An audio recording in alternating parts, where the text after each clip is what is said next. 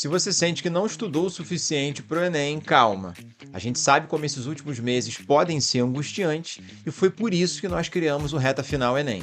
Esse é um curso focado em História e Geografia, com aulas ao vivo, mas que, claro, ficam gravadas na plataforma para você assistir quando quiser. E o principal, todo ele foi pensado a partir das competências do Enem para que você possa estudar com estratégia e ganhar tempo. A gente preparou para você apostilas exclusivas por competências, com explicações didáticas, com os assuntos que mais caem e dicas práticas de resolução de questão. Além disso, também tem lista com questões anteriores, simulados inéditos, glossário da prova de humanas e um aulão de revisão na semana da prova do Enem. Tudo isso por R$ 197. Você que já acompanha o canal do Humanamente sabe como a gente trabalha. Conteúdo direto, com a devida profundidade e sempre realmente focado no que cai na sua prova. O link para garantir sua vaga está aqui na descrição. Vem com a gente nessa reta final, esperamos você! Olá, seja bem-vindo, seja bem-vinda a mais uma aula, mais um encontro do nosso projeto solidário aqui no canal do Humanamente no YouTube. Projeto esse voltado para a sua aprovação no vestibular do Enem, a partir do estudo estratégico das ciências humanas, através, melhor dizendo, da matriz de referências, né, da prova de vocês, o estudo voltado a partir das competências e habilidades. A cada habilidade, uma aula, e a gente está chegando hoje na aula de número 23, na habilidade de número 23, da competência de número 5, ou seja, estamos chegando no final do nosso projeto, né, até porque o Enem vem se aproximando, e o nosso objetivo é completar aí essas 30 semanas, essas 30 habilidades com vocês, preparando para que você possa mandar super bem na prova de Ciências Humanas e construir sua aprovação. Beleza? Meu nome é Leandro Casale, eu sou professor de História, você já deve me conhecer aqui das aulas anteriores. Mais uma vez, seja bem-vindo e bem-vinda. Já peço para você deixar o seu like aqui nesse vídeo para ajudar, né, e dar uma moral no nosso projeto, para compartilhar com outros colegas que estão tentando vestibular, né, junto com você. Afinal de contas, a gente quer alcançar o maior número de pessoas possível, né? Eu falo a gente porque somos eu e o professor Felipe, de Geografia, que já, ou melhor, hoje não, você vai entender que hoje ele não vai estar nessa aula, ele geralmente está, né, na segunda parte da aula, né? Eu começo e passo a bola para ele. Já estou até viciado em falar aqui que vou passar a bola para ele. Mas não, nessa habilidade de hoje, o Felipe não vai estar presente, eu vou explicar o porquê. Tá? Mas como eu vinha dizendo, pedi para você deixar o seu like aqui, compartilhar esse vídeo, se inscrever no nosso canal se você ainda não é inscrito, para dar moral para o nosso projeto, que foi feito e vem sendo produzido com muito carinho para vocês ao longo desses meses, tá? Dá uma olhadinha em todas as aulas anteriores que você ainda não assistiu, porque todas as habilidades são importantes, claro, a depender da incidência, da matéria, né? Você pode priorizar algumas em detrimento de outras, mas é importante você assistir todas as aulas, claro. E a gente pede também que, caso você tenha dúvida, queira tirar dúvidas com a gente diretamente, você pode não só comentar nesse vídeo, né, tirando dúvida, dizendo o que você achou, se você gostou, não gostou, enfim, dando um feedback para a gente, é muito importante, mas você pode entrar no nosso grupo gratuito da turma, que está na descrição desse vídeo aqui, o link, beleza? Para que você possa ali falar com a gente diretamente, receber conteúdos que a gente envia ali, que a gente considera pertinente, né, interessante para a sua prova, beleza? É um canal realmente para vocês estarem mais próximos da gente, tirando dúvidas, tá certo? Na descrição desse vídeo também tem a lista da aula de hoje e todas as listas de todas as aulas anteriores, né? A gente sempre coloca uma lista aqui com 5 questões, a gente não chega a fazer todas, faz uma parte dessas questões, sempre deixa algumas para vocês fazerem sozinhos também, né? E o gabarito está na folhinha, né? O gabarito é comentado, ok? Para tentar já adiantar uma possível dúvida. E mesmo assim, se você não entender alguma questão, alguma explicação, tiver alguma dúvida sobre algum tema que a gente abordou aqui, chama a gente lá no nosso grupo do WhatsApp. Beleza? Eu vou compartilhar aqui a minha tela para a gente já começar a analisar a nossa habilidade de hoje. Habilidade, repito, né, de número 23, da competência de número 5. Tá? Tá aparecendo aí para vocês. Ó, deixa eu descer mais um pouquinho. Prontinho. Olha lá. Habilidade 23. Analisar, mais uma vez o verbo analisar, né?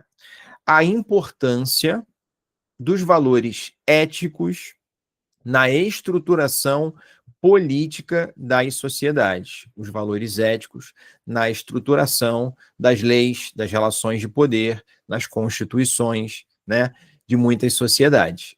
Ou em épocas onde não havia constituição também, porque os valores éticos eles estão por trás da estruturação política de qualquer sociedade, com ou sem constituição. Mas eu já te confesso duas coisas. Primeiro, essa é uma habilidade que tende a cobrar mais questões relacionadas a assuntos contemporâneos, porque é uma habilidade que passa muito por direitos humanos, isso é um conceito importante que a gente já trabalhou em aulas anteriores e eu estou reforçando aqui, né? Direitos humanos, de novo, cidadania, a gente já falou disso em aulas anteriores, democracia, redemocratização, pensando aí no caso do Brasil, por exemplo, pós-ditadura, questões que envolvem muito o século XX, experiências, né, de rupturas políticas, de golpes, de ditaduras, de governos autoritários, e como que isso impacta, né, na estruturação política daquela sociedade, contextos pós-ditadura, contextos de redemocratização, e como que isso vai estruturar a política naquelas sociedades, né, o jeito de fazer política. Então, por isso, cidadania, direitos humanos, democracia, redemocratização, justiça social, questão que é muito forte e reivindicada nos últimos anos por muitos movimentos sociais, especialmente nos movimentos sociais, né, que vieram ali nos anos 80 e 90, lutando contra o fim da ditadura, lutando, por exemplo, por acesso à terra, por reforma agrária, pelo combate às desigualdades sociais, pela ampliação de direitos, enfim. Essa é uma habilidade, galera, aí já é a segunda coisa que eu confesso para vocês, que trabalha muita sociologia, tá? Muitas questões aqui, você vai ver história, mas você vai ver misturado com sociologia também, ou filosofia. Essa é uma habilidade especificamente onde sociologia e filosofia são bem importantes, mas a gente consegue puxar para a história e fazer algumas das questões, por isso que sou eu que estou aqui trabalhando essas questões com vocês, porque o Enem, na sua prova de ciências humanas, né, trabalha de maneira interdisciplinar. Então, tem questões que não são exatamente colocadas só na caixinha de história, ou de geografia, ou de filosofia, ou de sociologia, elas se misturam, tá certo? Vamos para a nossa primeira questão, ok? E vamos dar uma lida no texto sempre com a canetinha na mão, né? Vamos lá, o princípio básico do Estado de Direito é o da eliminação do arbítrio no exercício dos poderes públicos. Ou seja, o princípio básico do Estado de Direito democrático é o da eliminação do arbítrio, da arbitrariedade e autoritarismo no exercício dos poderes públicos, né, sobre a sociedade, com a consequente garantia dos direitos dos indivíduos perante esses poderes. Então, o Estado de Direito, não é à toa, fala de garantia de direitos dos indivíduos. Estado democrático. Que significa que, Estado de Direito, aí ele fala, significa que nenhum indivíduo, presidente ou cidadão comum, está acima da lei. É a igualdade perante a lei, né? Igualdade civil.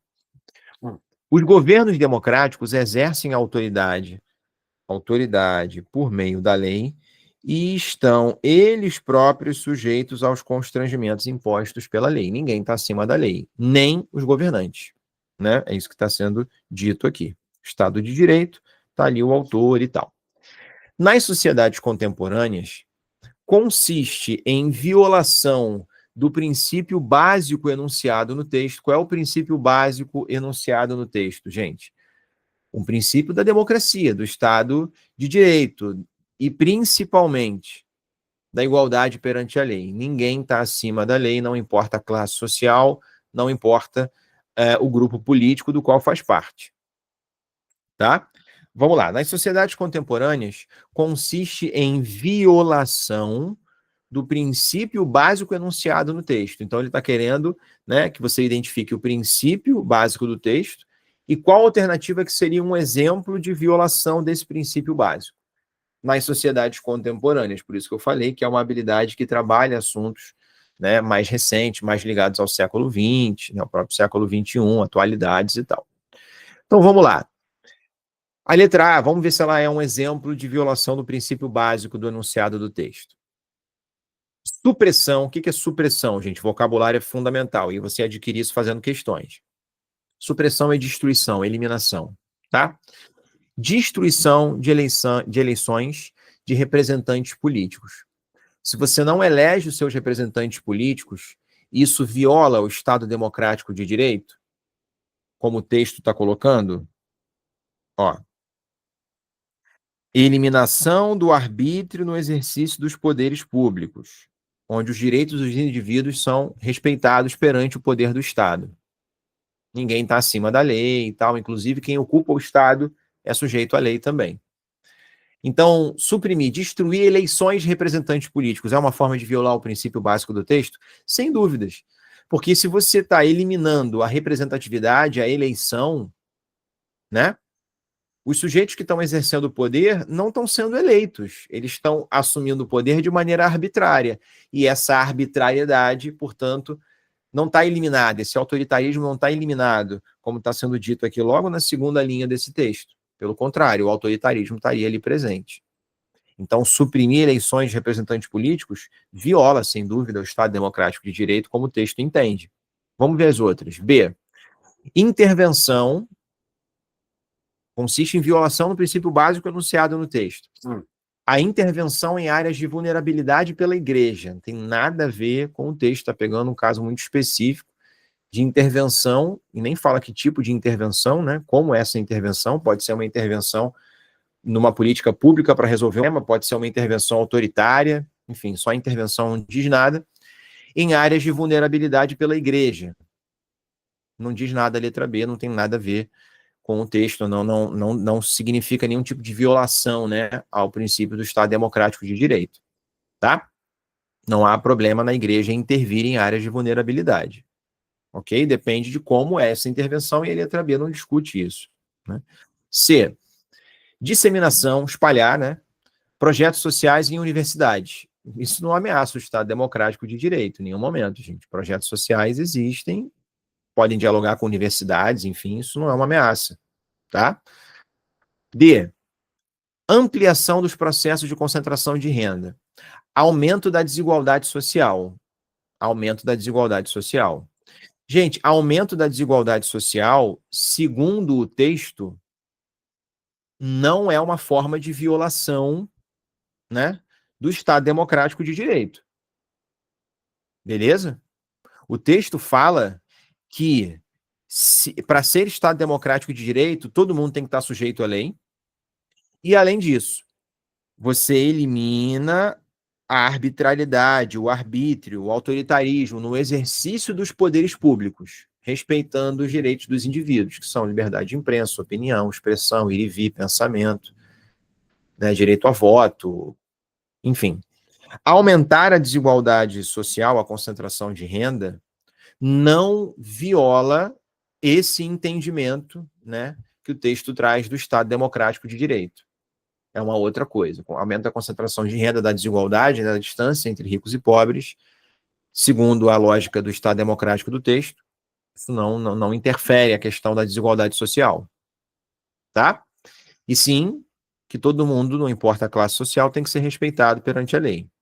Beleza? Então a gente tem que sempre levar em consideração a ideia do texto. É o que o enunciado está pedindo.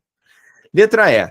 Regulamentação das relações de trabalho pelo legislativo. Regulamentar relações de trabalho é oficializar. Regulamentar é colocar perante a lei. É tipo uma lei trabalhista, por exemplo. Né? Isso não ameaça o Estado Democrático, não viola os princípios do Estado de Direito em nenhum momento. Então, o nosso gabarito aqui, letra A, porque fala de suprimir eleições, né, de representantes. E aí você, fazendo isso, você não estaria eliminando o arbítrio, a arbitrariedade, né, o autoritarismo no exercício do poder. Pelo contrário, quem não é eleito e assume um poder sem eleição, de maneira arbitrária, exerce um poder autoritário. Tá bom? Beleza? Se tiver alguma dúvida, comenta aqui embaixo nesse vídeo, ou, né, mandando sua dúvida, ou fala com a gente lá no grupo do WhatsApp. Tá? Não tem vergonha não, tá, gente? Pode mandar dúvida mesmo, sem problema nenhum. O grupo tá lá para isso, tá bom? Vamos lá. Agora eu vou pular com vocês aqui para a questão de número 3, que trabalha uma filósofa que é muito frequentemente abordada na prova de vocês, que é a Hannah Arendt, está aqui embaixo.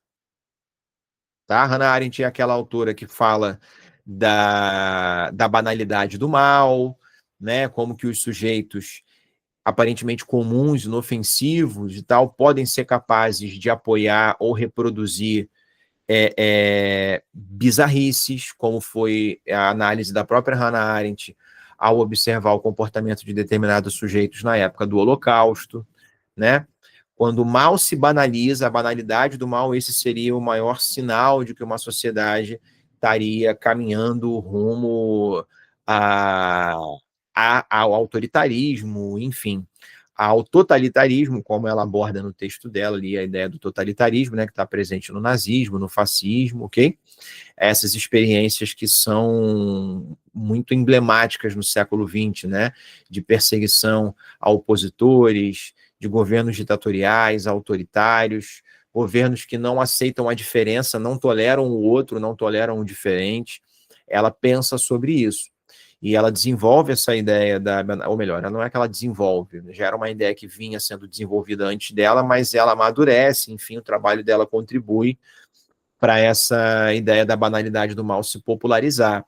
Ela vai observar o julgamento de um dos homens responsáveis ali pelos campos de concentração durante o Holocausto nazista, que é o Eichmann, e ela observa o julgamento dele, e ela depois faz um texto sobre esse sujeito, falando que o que chocou esse cara é que ele era um sujeito normal, ele não era um sujeito que parecia, né, olhando assim, assustador e tudo, um sujeito comum, que não tinha uma aparência de um comportamento violento e tal, e que constantemente dizia no seu julgamento que ele estava só cumprindo ordens e tudo, como se ele não tivesse responsabilidade em mandar as pessoas para os campos de concentração.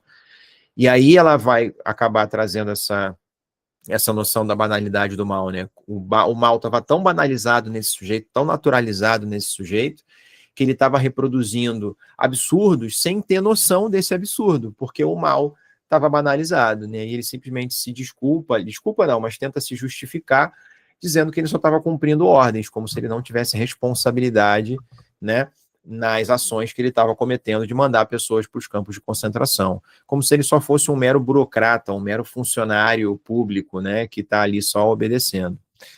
Enfim, vamos dar uma lida no texto.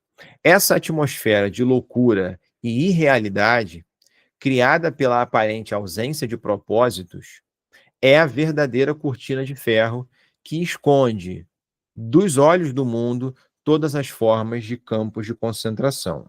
Então, ela fala de campos de concentração aqui. Beleza. Que esconde, né, os campos de concentração, essa loucura, irrealidade e tal. Vistos de fora, os campos e o que neles acontece só podem ser descritos com imagens extraterrenas, como se a vida fosse neles separada das finalidades deste mundo.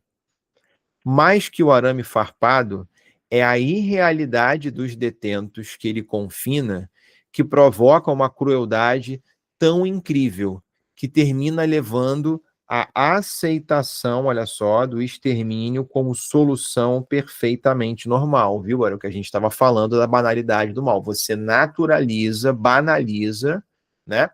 Torna trivial, comum, bizarrices.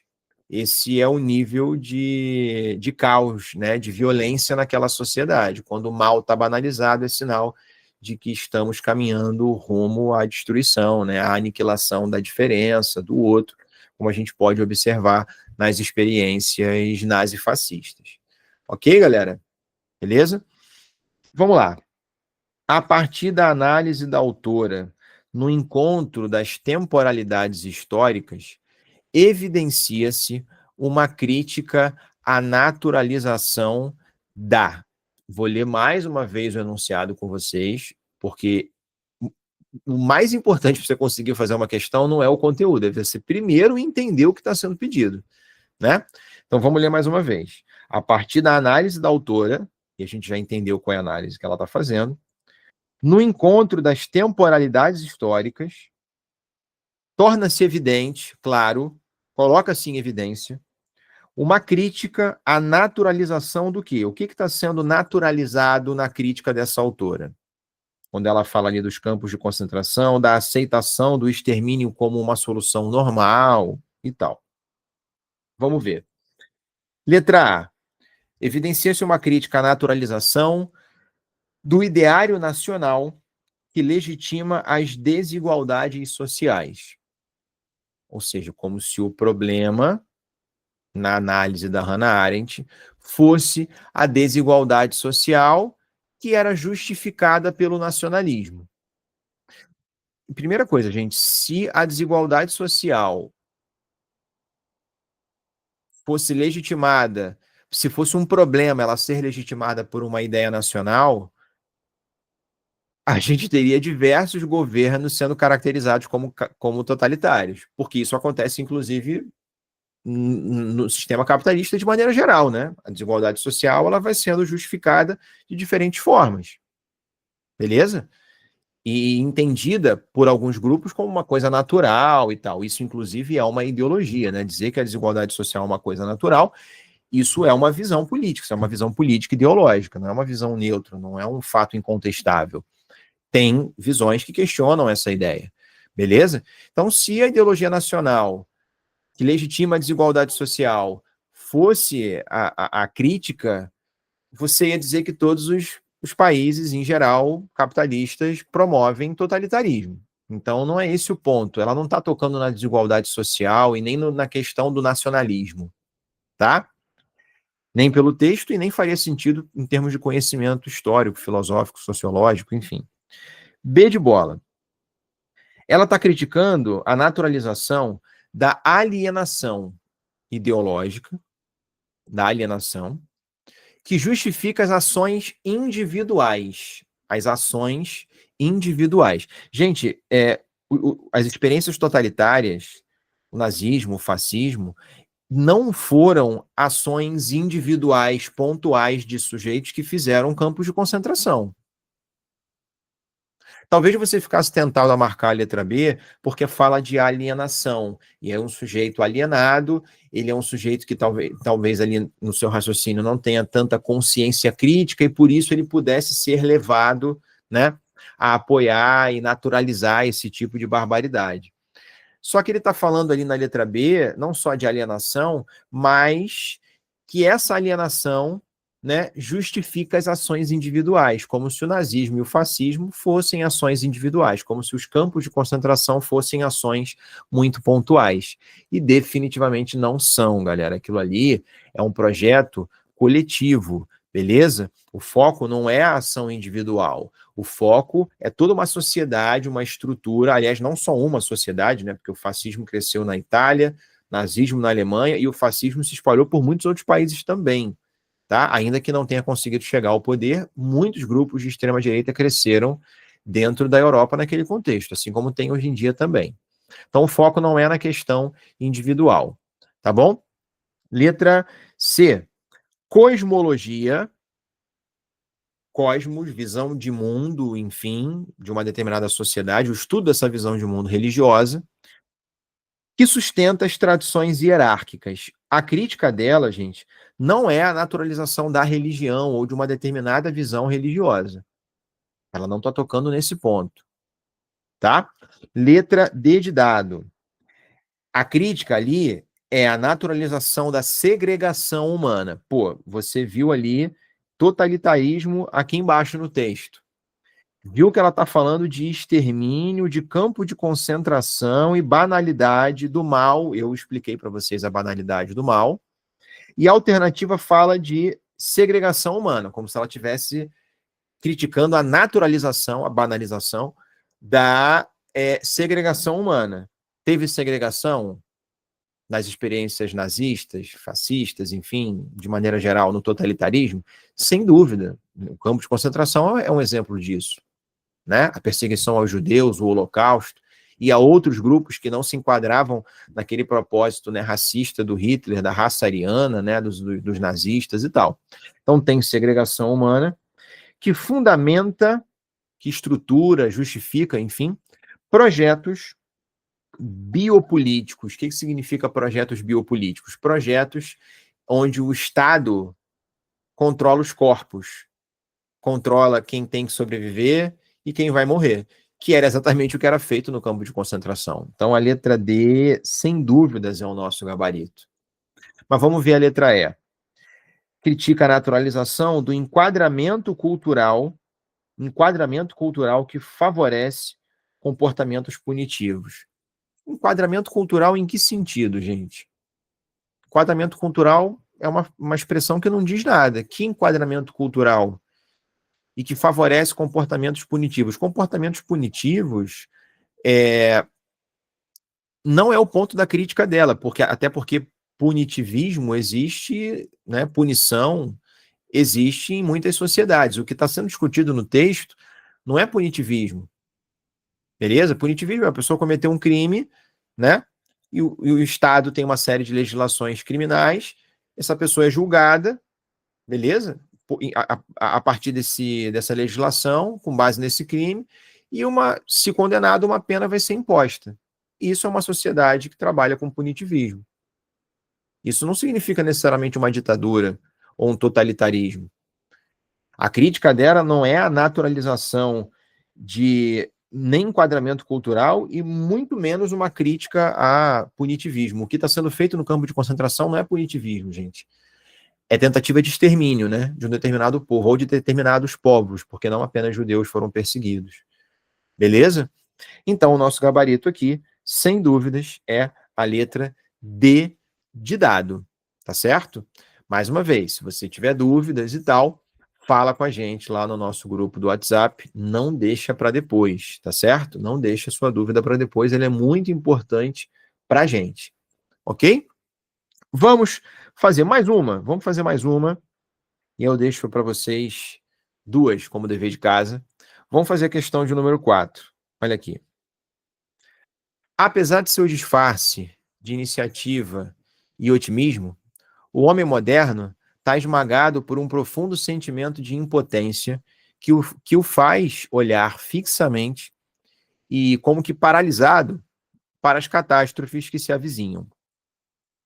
Por isso, desde já, saliente-se a necessidade de uma permanente atitude crítica, que ele está falando que o homem se vê paralisado, né? O homem moderno.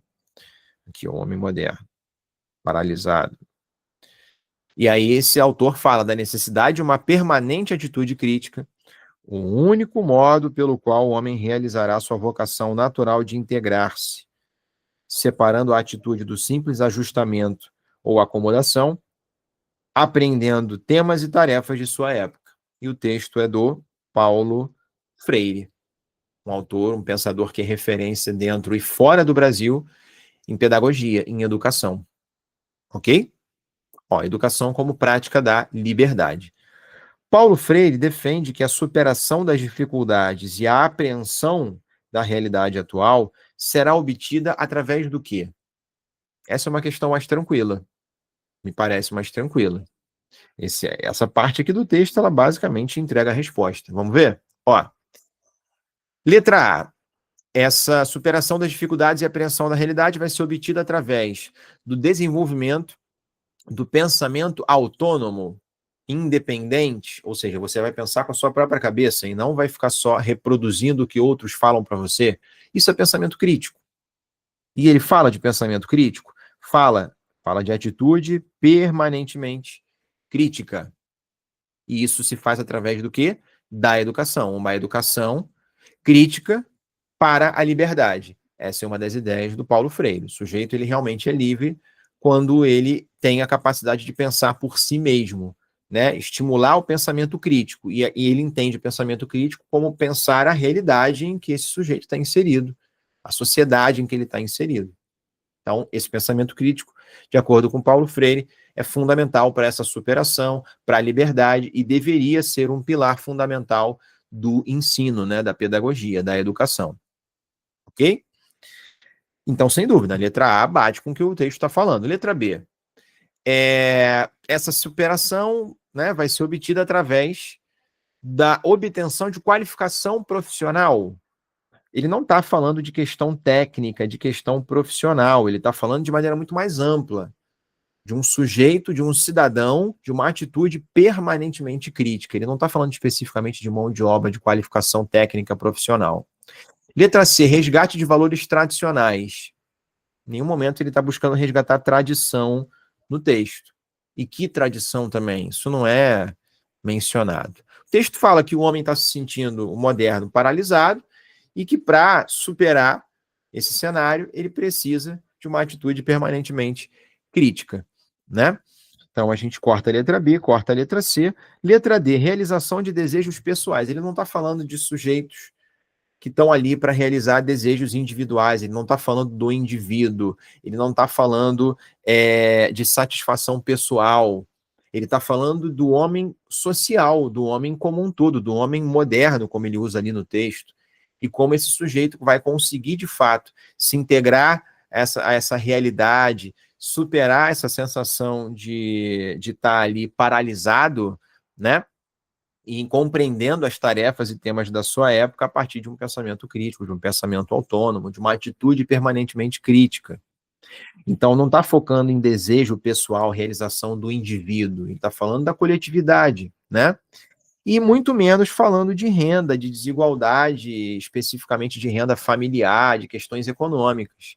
Nosso gabarito aí na questão 4, letra A, como eu havia comentado com vocês, essa é uma habilidade que tem sim história, mas puxa muito mais para a sociologia, para a filosofia, fiquem atentos, portanto, a isso. Mas, independente de ser mais puxado para a filosofia, a gente consegue fazer com atenção, no caso dessa questão aqui, por exemplo, com atenção ao texto, né, ao enunciado, e trazendo conceitos básicos, né, que essas disciplinas ensinam para a gente, e mesmo eu sendo de história, eu trouxe aqui algumas ideias, alguns conceitos que valem vocês darem uma olhadinha, que são trabalhados também aí pela filosofia, pela sociologia e tal.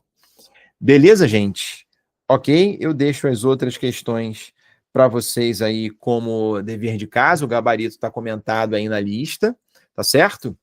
Eu espero que vocês tenham curtido essa aula. Não esquece de deixar o seu joinha aqui embaixo, compartilhar esse vídeo, divulgar para geral o nosso projeto. A gente conta com a ajuda de vocês, é muito importante. Ajuda a gente a enxergar essa meta aí de 500 inscritos. Nosso canal está crescendo de pouquinho em pouquinho com a ajuda de vocês. A gente agradece demais. Eu fico por aqui. Qualquer dúvida, chama a gente lá no WhatsApp, tá bom? Beijo, pessoal. Valeu. Até a próxima. Tchau, tchau.